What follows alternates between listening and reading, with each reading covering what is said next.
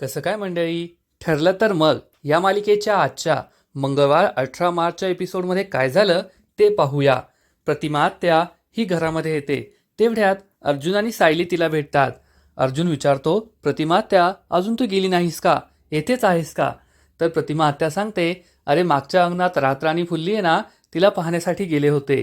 अर्जुन म्हणतो, आणि तिच्या मनात काय चाललंय हे सुद्धा नक्कीच तुला समजलं असेल. प्रतिमा आत्याला आश्चर्य वाटतं आणि ती विचारते, हे काय बोलतोयस तू? अर्जुन म्हणतो, आतमध्ये मी तुला काही न सांगता माझ्या मनात काय आहे ते तुला कळलं आणि तू घरच्यांना किती छान समजावून सांगितलं. सायली म्हणते, हो ना प्रतिमा आत्या, आज जर तुम्ही आम्हाला मदत केली नसती, घरच्यांना समजावून सांगितलं नसतं, तर कदाचित मधुभाऊंना येथे राहवलंच गेलं नसतं. आपले नक्कीच काहीतरी ऋणानुबंध आहेत, त्यामुळेच तुम्ही नेहमी माझी मदत करतात. प्रतिमा खूप खुश होते आणि म्हणते, सायली, आहेच आपले ऋणानुबंध आणि मी फक्त आजच नाही तर नेहमी तुम्हाला मदत करत राहील. आणि मला दिसतंय ना की घरच्यांना समजवण्यासाठी तुम्ही दोघे किती प्रयत्न करताय. काहीतरी गैरसमज आहेत, पण ते नक्कीच दूर होतील. तुम्ही काळजी करू नका. आता मी जाते, असं म्हणून प्रतिमा तेथून निघून जाते. इकडे प्रिया चांगलीच घाबरलेली असते. महिपतने काय केलं? आपल्याला मारण्याचा प्रयत्न केला, बांधून ठेवलं होतं. त्याचा तो विचित्र वागणं हे सगळं तिला आठवतं आणि ती रडू लागते आणि विचार करते की आता काय करू, कसं वाचायचं या सगळ्या गोष्टीतून.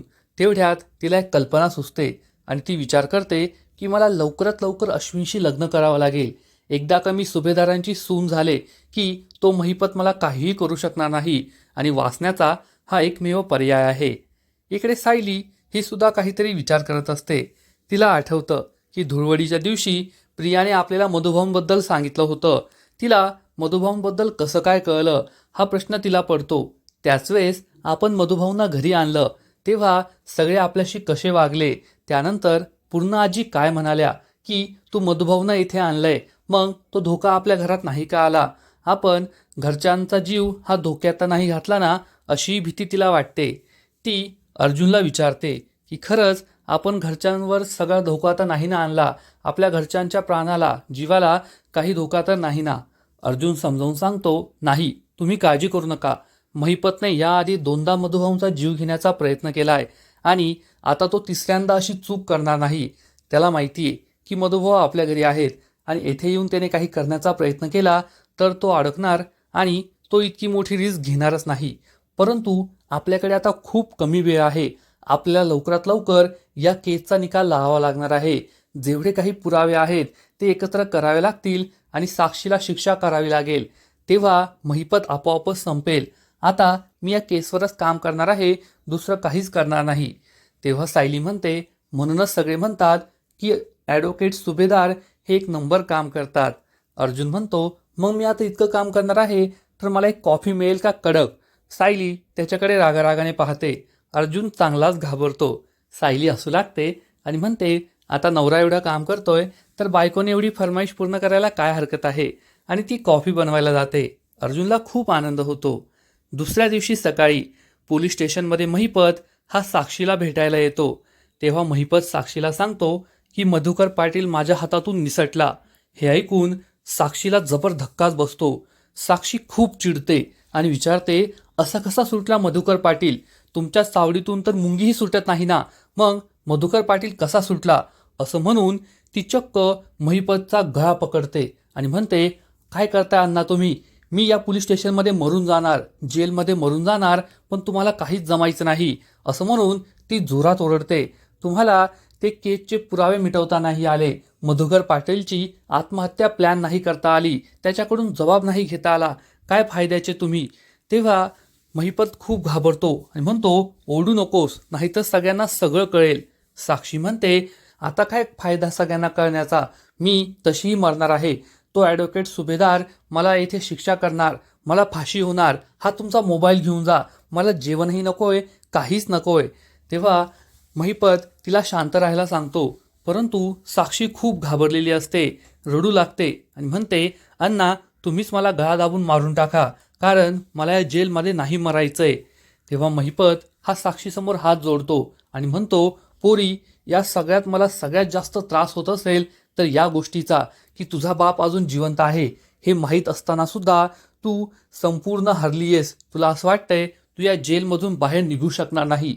मी तुला वचन देतो, तेही 113%, की जोपर्यंत तुला या जेलमधून बाहेर काढणार नाही तोपर्यंत महिपत हे नाव लावणार नाही. असं म्हणून महिपत तेथून निघून जातो. इकडे कल्पना आणि प्रताप पूर्ण आजीजवळ असतात. ते म्हणतात की काय करावं आम्हाला काही कळतच नाहीये. तेव्हा अश्विन सगळ्यांना समजून सांगतो की होळीच्या रात्री तुम्ही माझ्या आणि तन्वीच्या लग्नाबद्दल प्रतिमा आत्याशी बोलणार होतात, परंतु त्या दिवशी ते बोलणं जमलं नाही आणि त्यात अर्जुन आणि सायली सगळी लाईमलाईट स्वतःकडे घेतात आणि माझ्याकडे कोणी लक्षच देत नाही. प्रताप, पूर्ण आजी आणि कल्पना त्याला समजावून सांगतात, असं काहीही नाहीये. मला मान्य आहे की आमचं थोडं दुर्लक्ष तुझ्याकडे होतंय, परंतु आता आम्ही तुझ्यावर लक्ष देणार आहोत आणि लवकरच तुमच्या दोघांचं लग्न लावून देणार आहोत. परंतु प्रतापला थोडी शंका असते आणि तो म्हणतो की सायली आणि प्रतिमाचं जसं नातं आहे, रविराज जेवढा चिडलाय त्यावरून प्रतिमा या लग्नाला तयार होईल की नाही, परवानगी देईल की नाही, याबद्दल मला शंका वाटते. पूर्ण आजी म्हणते, असं काहीही होणार नाही. प्रतिमा ही माझ्या शब्दाबाहेर नाहीये. परंतु प्रतापला भीती वाटते की जर आपण प्रतिमाशी याबद्दल बोललो तर नक्कीच ती अर्जुन आणि सायलीला लग्नाबद्दल सांगेल आणि मग ते लग्नात खोडा घालतील. अश्विनला सुद्धा याबद्दलच भीती वाटत असते. तेव्हा कल्पना म्हणते, म्हणूनच त्या दोघांना याबद्दल काहीही कळू द्यायचं नाहीये. इकडे प्रिया ही अश्विनला फोन करत असते, आपल्याला मामा मामीशी बोलायला हवं.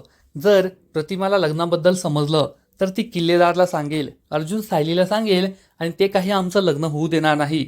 त्यामुळे ती अश्विनला पुन्हा पुन्हा फोन करते, परंतु अश्विनचा फोन हा डायनिंग टेबलवर असतो. सायली किचनमध्ये असते तर अश्विन तेथे नसतो.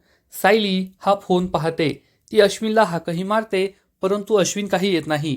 ती डायनिंग टेबलजवळ येते तर प्रिया ही अश्विनला फोन करते. हे पाहून तिला आश्चर्य वाटतं आणि काळजी वाटते की प्रतिमा आत्याची तब्येत तर ठीक आहे ना. अश्विन काही येत नाही आणि पुन्हा पुन्हा फोन येत असतो, त्यामुळे ती फोन उचलते. तर प्रिया ही डायरेक्ट बोलते की आमच्या इथे येण्याआधी तू मामा मामीला सांग की मला फोन करा, मला त्यांच्याशी बोलायचंय. हे ऐकून सायलीला आश्चर्य वाटतं. प्रिया पुढे काही बोलणार इतक्यात अश्विन तिच्या हातून फोन घेतो आणि सायलीवर ओरडून म्हणतो, तुला बेसिक मॅनर्स नाही आहेत का, दुसऱ्याचा फोन असा उचलायचा नसतो.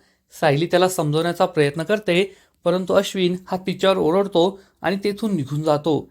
सायली ही लगेचच अर्जुनला ही गोष्ट सांगते, परंतु अर्जुन म्हणतो, यात काय वेगळे, नॉर्मल आहे सगळं. सायली अर्जुनला समजवण्याचा प्रयत्न करते की घरात सगळे आपल्यापासून काहीतरी लपवण्याचा प्रयत्न करताय, परंतु अर्जुनला असं काहीही विचित्र वाटत नाही आणि तो म्हणतो, पाहूयात, नंतर कळेलच आपल्याला काहीतरी. थोड्या वेळानंतर सायली ही किचनमध्ये येते, विमलही तेथे असते. तेवढ्यात कल्पना आणि प्रताप हे दोघे पूर्ण आजीच्या रूममध्ये जातात. सायली ही विमलला विचारते, हे दोघे कोठे गेले असावेत. विमल सांगते, मलाही काही नाही सांगितलं, मी पूर्ण आईसाठी आता कॉफी घेऊन जाते, त्यांचं काही बोलणं माझ्या कानावर आलं तर मी तुम्हाला सांगते. असं म्हणून विमल कॉफी घेऊन पूर्ण आईच्या रूममध्ये येते, परंतु त्याच वेळेस प्रताप आणि कल्पना तेथे असतात. विमलला आलेलं पाहून कल्पना तिच्यावर खूप ओरडते, तू नॉक करता कशी काय आलीस, तुला एवढेही मॅनर्स नाही आहेत का, कॉफी ठेव आणि निघ इथून. असं म्हणून कल्पना विमलवर खूप ओरडते. विमल दुःखी होऊन तेथून निघून जाते. पूर्ण आई विचारते, असं का केलंस. तर कल्पना म्हणते, तिने जर काही ऐकलं असतं तर सायलीला सगळं सांगितलं असतं, म्हणून मी तिच्यावर ओरडले. ही गोष्ट पूर्ण आजीलाही पटते. इकडे अश्विन हा सुद्धा यांच्या रूममध्ये येतो आणि म्हणतो की तन्वीला तुमच्याशी बोलायचंय, परंतु आता आपण त्यांच्या घरीच चाललोय, जे काही बोलायचं तेथे गेल्यावर बोलू, असं हे त्याला समजावून सांगतात. अर्जुन आणि सायली हे रूममध्ये येतात तेव्हा ते सगळे पुरावे एकत्र करण्याचा प्रयत्न करतात. महिपत, साक्षी, विलास आणि प्रिया यांचा नेमका काय संबंध आहे, मधुभाऊंबद्दल प्रिया आणि महिपतला कसं समजलं, हे सगळे पुरावे गोळा करावे लागतील, डॉट्स एकत्र करावे लागतील, तेव्हाच आपल्याला काहीतरी कळेल, असा त्यांचा विचार असतो. तेवढ्यात सायली ही प्रतिमाला फोन करून विचारते की आज आई आणि बाबा तुमच्याकडे येणार आहेत, त्यांना तुमच्याशी काय बोलायचंय. तर प्रतिमा सांगते, हे तर मलाही माहीत नाहीये, ते आल्यानंतर मी तुला फोन करून सांगेल. सायली हो म्हणते. पुढील एपिसोडमध्ये आपण पाहू की पूर्ण आजी तन्वी आणि अश्विनच्या लग्नाबद्दल प्रतिमाला सांगणार, तेव्हा प्रतिमाला मोठा धक्काच बसेल. मग आता पुढे काय होईल हे तर कळेलच. परंतु तोपर्यंत ठरलं तर मग या मालिकेचे असेच नवीन नवीन अपडेट्स सर्वात आधी जाणून घेण्यासाठी व्हिडिओला लाईक करा, शेअर करा आणि चॅनलला सबस्क्राईब करायला विसरू नका. खूप खूप धन्यवाद. कसं काय मंडळी,